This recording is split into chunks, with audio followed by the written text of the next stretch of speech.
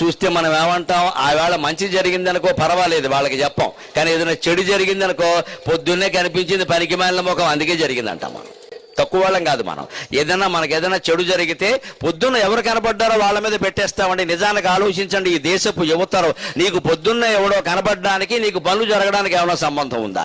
ఈ శకునాలు, బల్లిపాట్లు, పిల్లి కోతలు ఇవన్నీ మానేయగలిగితేనే మనం బాగుంటాం. ఖచ్చితంగా ఈ గుడి నమ్మకాలు పోగొట్టుకోగలిగితేనే మనం బాగుంటాం. మన జీవితాన్ని నిలబెట్టేవి రెండు, ఒకటి ఆత్మవిశ్వాసం, రెండు పరమాత్మ విశ్వాసం.